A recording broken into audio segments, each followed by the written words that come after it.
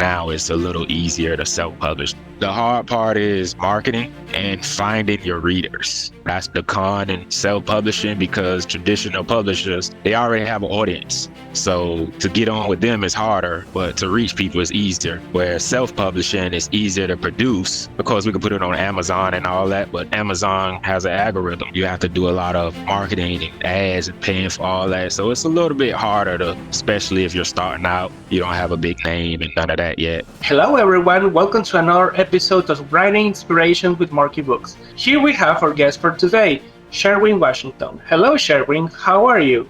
Hey, how you doing today? I'm doing good. Yeah, I'm fine. Happy to have you here. Yes. Yeah, we have some story. We make like two covers for you, right? Yep. 2 books. Working on the third one. Excellent. Well, so Sherwin, talking a bit about your show, can you tell us how long have you been a writer? So I've been a writer now, going on 2.5 years exactly now. I would say 2.5 years of not consistency, but putting out a book. I know most people, they put out books every couple months or so, as far as the people that I ran into, but it's been 2 years since I started, so I would say that. Right. Wait, I didn't understand that last part. I was saying 2 years since I started. Okay. My first book, yeah. So it's going on 2.5 years now. Oh, from the pandemic. Yeah. Well, The pandemic been 4 years ago. So I started writing in 2022, December. So finishing the pandemic.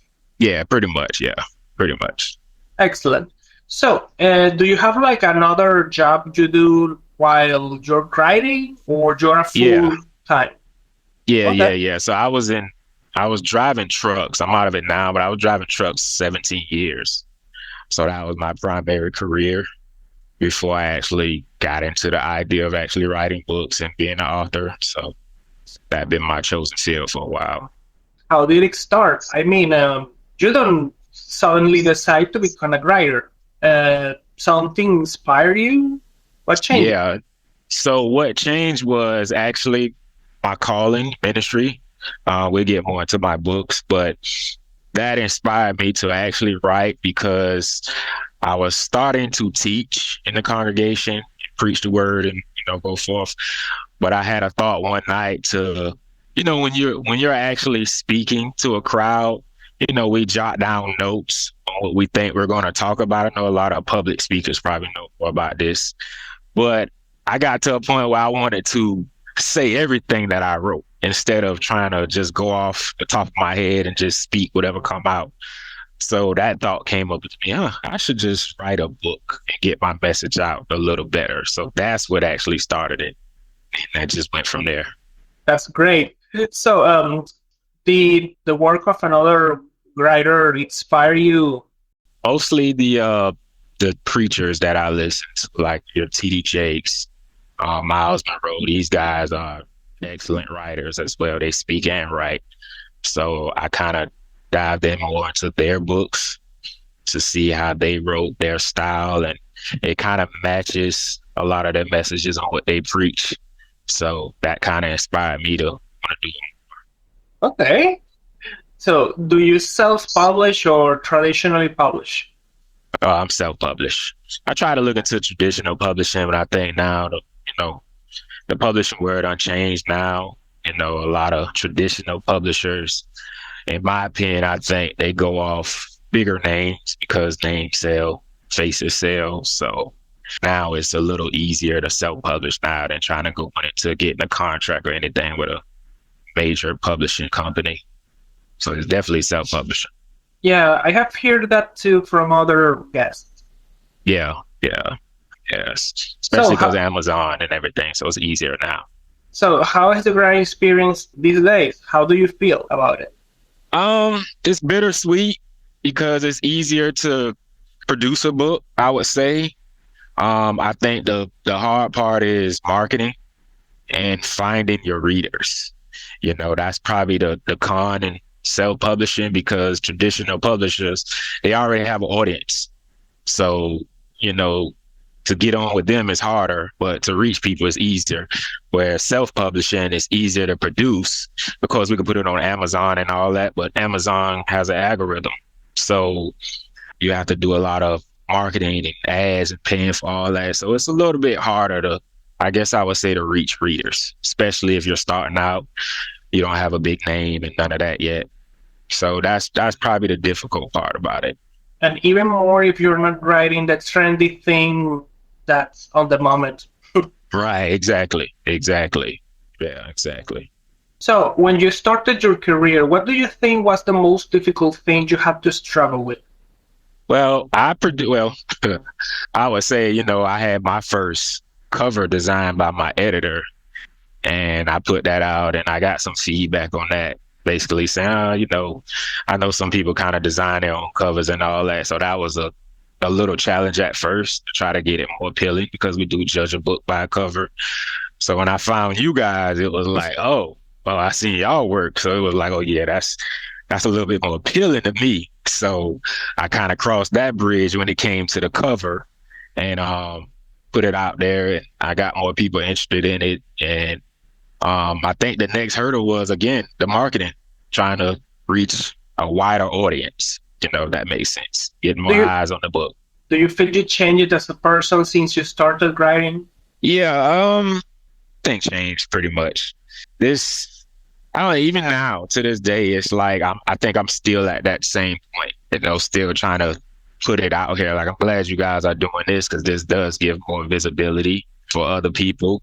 I was able to get my book like in Barnes and Noble. It's on the shelves in one of my local Barnes and Noble establishments here. But other than that, I'm still at that point, still trying to get more visibility. So, how is your writing routine? Are you like a pre-planner or outliner? Yeah, I'm definitely an outliner, especially with all of the personal development, self-help books that I write. I definitely outline. I start out my original thought, my message, and I kind of break it down from there. So I have to, in my opinion, I have to outline. It works better for me. Give me a direction where I'm going. I don't want to, just be writing books, message all over the place. You don't have a center point where you want people to get from it. So definitely Yeah, outline. yeah, I get it. It's easier that way. At least, even if you won't follow it in the end, it does help to at least know how many chapters are you planning to do, what character is the focus point of that chapter. It's always helped, at Right, least a bit.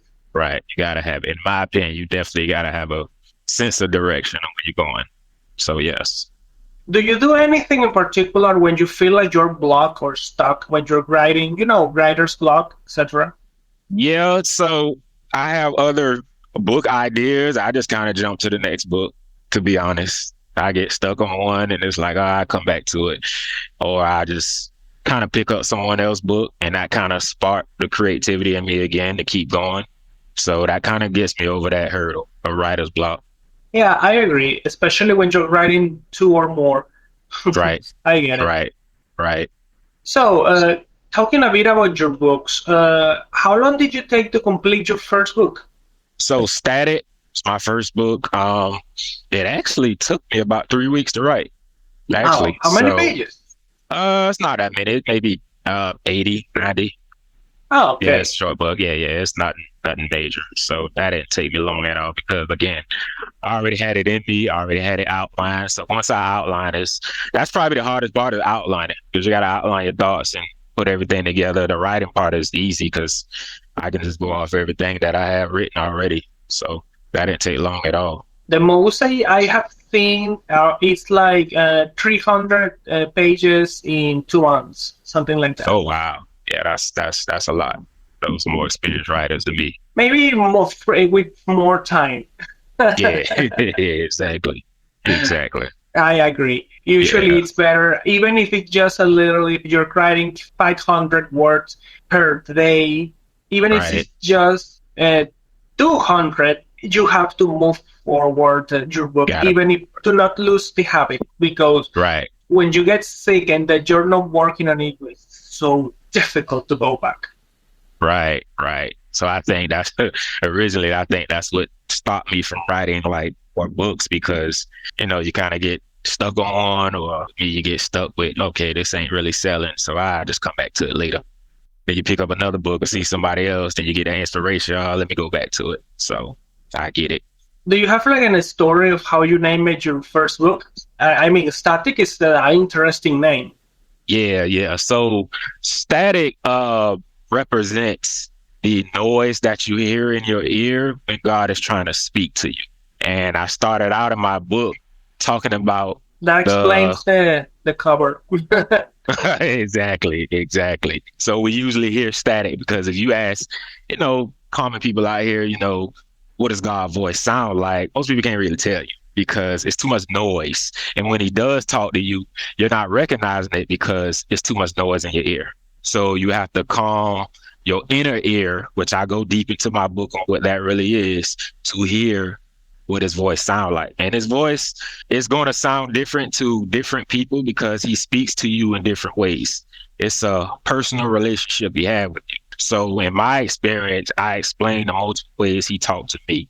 So you can differentiate what his voice sound like, what the static is in your life. So that's where the name came from. Yeah, it's interesting actually because the name it's very on point and it's engaging, short and easy to remember. So I think you make a good choice there. Right. Thank you. Thank How you. are your other books called? My other book is called 3D, The Power of Your Spirit versus the Images in Your Mind. Yeah, I remember. And Oh yeah, I remember. remember that one? Yeah, but So I've never really understood why the 3D. yeah, so 3D it actually stands for three dads. And, I talk about it in my introduction. I talk about my journey with fighting off these images that we pick up from our childhood influences. So the three dads that I'm talking about is my stepdad, my biological dad, and of course our spiritual father, which is our dad. Those are the three dads, which represents 3D. And 3D is actually like a animation term. That's why I wanted you guys to do the book cover over like that because I wanted to represent like the 3D movies we watch, how the images jump off the screen and it kind of be in our faces. So I wanted that picture to show the images that be so close to us in our life that it affect us. And most of the time it make us afraid or, a lot of these images we pick up in life growing up. So that's where the whole concept of 3D came from. Interesting. I can see Yeah. the correlation. Right. So Like I said, you would have to get more into it to, you'll see it come together once you get into the book. so what do you think is the theme of your books? How do you categorize them yourself? My books is all about identity, self-help, personal transformation, development. Both of those books, Static and 3D, is definitely diving into who you are, your true identity in the spirit. Both of your books have a consistent message or they are their own thing? There you go. So the bigger picture is really like an identity thing. Static is more about on who God is first and him telling you who you are as far as your identity. Then 3D dives into, okay, since I know who I am, who God called me to be, I have some of these images, these fake images that I have to break off and fight because I still identify with that. So that's the fight between your spirit, your real identity, and the images that's in your mind picked up from a long time ago. So it's still, I guess you could say both of them is still kind of two stories in one, if that makes sense. I'm teaching one way, but then in this book, I'm teaching another way. So it's giving you two perspectives, but still bringing you back to who you really are. So that's what I'm on to show you. So, which of your two books is your favorite, or which one did you have more fun writing? Oh man, 3D is my favorite still because I'm living in it still. I have some prophecies that I'm walking in. Like if you see my shirt, it says Koi. It stands for King of Inspiration. One of my chapters in 3D is called Tussling. I am tussling with your shirt. And I prophesied about a clothing brand. And I use that as a metaphor of changing the labels that people put on you in life, like the labels of ADHD or, you're retarded or, you have this mental stuff going on, all these labels the world put on you. And I actually ended that chapter with God saying, I designed a brand that has your name on it. And I want you to wear that and show that I'm the creator. I put this in you so you can show your brand off. And I actually started this brand this year, and I had to go back to my own book and see, wait a minute, I wrote this and I didn't know I was talking to myself. Well, that's the power of the spirit that was working in me at the time I wrote this. So I love 3D because I'm still going through that book. It's almost like I wrote it in the spirit, but now I have to walk it out in the flesh, if that makes sense. It does. I wanted to ask, what advice would you give to writers that want to try writing their first book? Yeah, I would say make sure your message is clear. I'm a big outliner. I would say outline helps me 100%. So I definitely would say outline and probably network with other authors who already started that journey. They give more insight, as for, like I say, book covers and right editing and stuff like that. So they can understand the industry. Do you have like tips for outlining, like which things you think they should highlight first? My central message, I always start there. What I want to get across, put a circle around that. Okay, so how am I going to break this message down? I have other bubbles I put around it, and those are considered my chapters. And then I break down the chapters on, okay, how I'm going to break this down, what this means to bring it back to my core message. So I would say definitely start with your core message if you have a message, if you're writing nonfiction. Okay, that's good. So, moving on, what's your largest goal from this aspect of your life as a writer? What do you want to achieve after, writing many books? My biggest goal would probably be to do it full time, get paid for it, make a living from it. So I know that comes with probably more writing and. But yeah, that's probably my biggest goal. Do this full Okay, time. yeah, I get it. It's good to be humble about it. Right. Hmm. Right. Later we can think, I don't know, I want a Netflix show because I have Yeah. other guys have told me that before. Oh, they want a Netflix. Nah, let's get to the full time income first. Then we'll move on from that. Then we'll think about it. Yeah, I get Right. it. Right. I'm pretty much the same as you. I'm trying to Right. keep my expectations realistic for now. Right. Right. So, do you have like a network with other writers that you talk about? Yeah. I'm actually starting something called a writer's block. Because what I'm noticing, like I've been to a couple of conventions, and the one thing about it is it's a lot of writers there, but there don't be a lot of people there to come in and support authors. So I look at that like, okay, how do we engage the community writers instead of we're having writers events, but it's just a bunch of writers in here selling to other writers. Like we're not writing for each other. I mean, we can, but how do we engage people getting into books more? So the writer's block is more about blocking off different genres like children's authors. So I thought about getting all children's authors, having an event, but we have like bounce houses and stuff that cater to kids. And then we have books out there that just catering to children, stuff like that. Same thing with like urban fiction. That's more of your urban type of environment. So I might set that up with like we serving drinks, something like a party scene or something like that. And you have the authors that come out. So right now, my wife is an author. She have other friends that's authors. So, we have done it one time, but right now it's maybe 6 of us that I collab with. And, we kind of jumped out there and did it I to see don't how think it it is. needs to be that big. It just needs Right. to be a group that helps each other. Right. Right. We support each other. And then we find out it works. Because I can do an author of it by myself, and a lot of people, they'll come and see what's going on. But when you have a group of people with a bunch of books on the table, a lot more people come trying to see what's going on. So we see that works. That attracts more of a crowd. So you mentioned having an editor, but you are self-published. Did you look at in the internet or something to hire one, or it's someone that you knew? Yeah, I found my editor off of Fiverr. Yeah, so and it's kind of weird because when I first found him, it's kind of like we tried him out to see, but I think he was going through some issues on his end, so I think Fiverr kicked him off, and we still stayed in contact with email. So he still edit my book. I paid him. We kind of built that trust from the beginning. So now I just go to him for now. So he's like my editor. Like you guys do my covers, I have him as my editor, and I just go from there. Nice. Yeah. So, how do you handle the challenge of marketing? You mentioned it was your most difficult thing, but how do you do it right now? Now, so I pay attention to what did work, obviously, and I'm trying to look past what a lot of people do on social media because I feel like it's just for clickbait. Everybody got the secret sauce, but I think I'm just seeing what works for me. A lot of my success so far came face to face. Like I told you with Barnes and Noble, I just walked into the store and asked whether they take self-published authors, and they said yeah.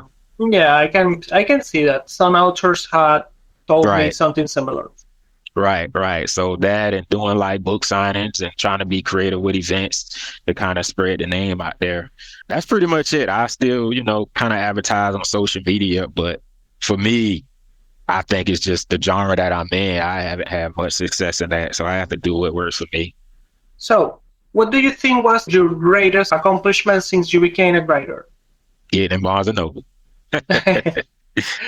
Nice. that was probably the major thing, man. Seeing my book up there against the other kings in the field, and selling, not just up there. I checked on it a week later and said, yeah, people's buying the book, so that made me feel good. Yeah. So, talking about your future, are you working on a new series or book after this one? Yeah, I'm actually doing a marriage book now, starting it, and I'm actually jumping into urban fantasy genre. I got some ideas that I have now, but I know that's a little bit more development because it's new to me still. So I'm actually learning and picking up what other people do, how they outline, how they storytell, and all that. So Ah, that's nice. yeah, Adventuring in another genre. yeah, yeah. So, what are your plans for the future? Are you planning to go to an event next month? Yeah, actually, we have one in next month. Actually, 2 more weeks.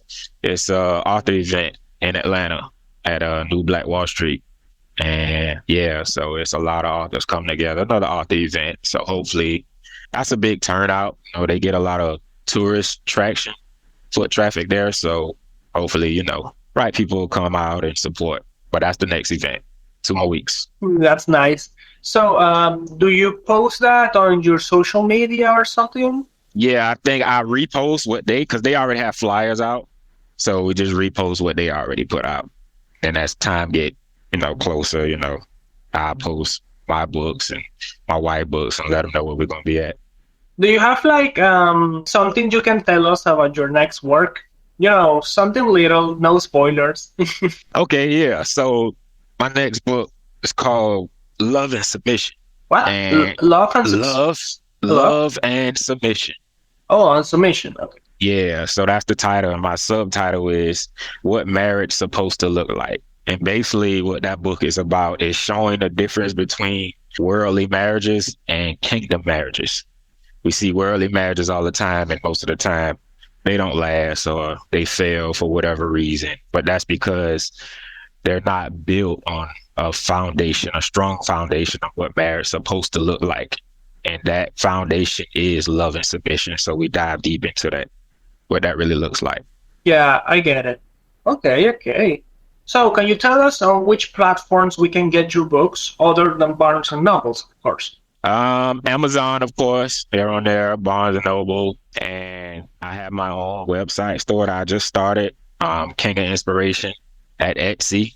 So I have my books on there that I have because I have, like I said, copies at my house. I can just mail it directly to people. They wanted to reach me there, but I'm still working on my own website, like a professional one. I haven't done it yet, but Barnes and Noble, Amazon, and on Etsy, King of Inspirations. Okay. So, you have your work site, any other social media where people can contact you? Yeah, I'm on Instagram at writing minister, writing.minister. They can find me there. Writing.minister. Okay. Yep. It's usually where I do a lot of my posting. Okay. Well, Sherwin, I think that's all. We're running out of time. Thank you so much for coming and for accompanying us today. Yeah, thank y'all. Thank y'all. Y'all do an amazing job with these covers, man. So Thank you. looking forward to the next one. We'll hope we can see you again. Well, everyone, this was another episode of Writing Inspiration with Markee Books. Thank you so much for coming, and thank you, Sherwin, for joining us. All right, thank you. Bye.